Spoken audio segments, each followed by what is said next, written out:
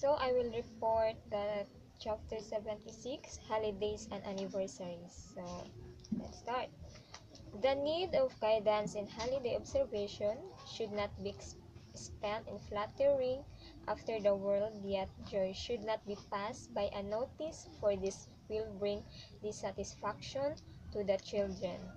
Some of the holiday would have bad with the children, but children need guidance of the parents for explore those holidays from children experience.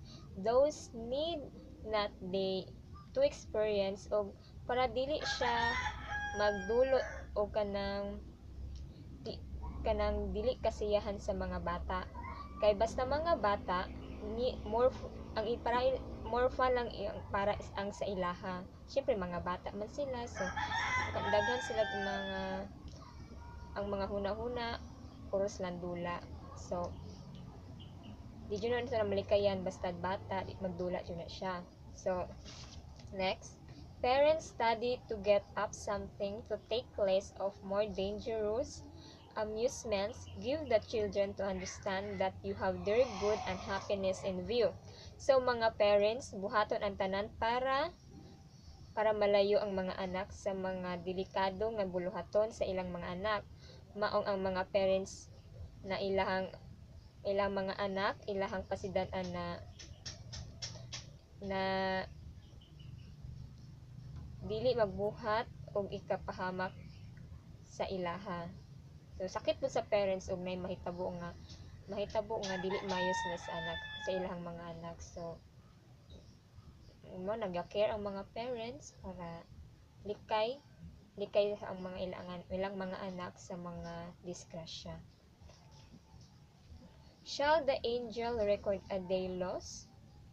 Did not make the right use of their holiday, and it not pass to eternity to confront them in the judgment as a day misspent. Hindi nila ginagamit ang tamang paggamit ng kanilang holiday at haharap sila sa paghatol bilang isang maling pagkakamali. Nalapas na manggod sila na manggod ang batasan sa mga tao na nahinubraan na silang ipakita sa ilang mga batasan. So, birthdays, a time to praise God. Parents taking special pains to present to their children upon their birthdays. Satan diverted the minds and the gifts to human beings. Parents will present a gifts to their children, surprising to their children birthdays. Ang parents mo igahimo og butang nga mahappy ang ilang mga anak. Himuon ang tanan sa mga parents para lang mapahappy ang ilahang anak. They make this an equation of honoring the child as though honor more due to the human being. So nga na ng mga parents, di ba? Buhaton tanan sa mga ginikanan na mapasaya ng ilahang mga anak. Then at time, review the year's record. Teach them to review the past year of their life. Have they been making their lives more like Jesus, beautiful and lovely in the sight of color? To a parents, they should have to review the past year of their life of children kay para makabalo sa mga bata na ginabuhat nila na nakabutang o nabuhat ba na nila or unsa ilahang past kay para makahuna-huna sila na ingana day sila pagkabata sa panahon tong wala pa sila panimuot, and should teach them the knowledge of the Lord, His ways, His precepts. Importante po na siya po na i-share about the words of God. How shall we observe Thanksgiving? Thanksgiving may be made seasons of great profit to our own souls, as well as to others if we improve His opportunity to remember the poor among us. Thanksgiving mao na atong ginabuhat, each and every one, to share any blessings to other. We are to remember that it is more blessed to give than to receive. Give to those who will give to you. Kay lami sa paminaw, ilabi ng lami kaysa matabang ta sa laing tao, lami kaysa paminaw na makatabang kag laing tao. Bahalag walay mo balik sa imuha, at least nakay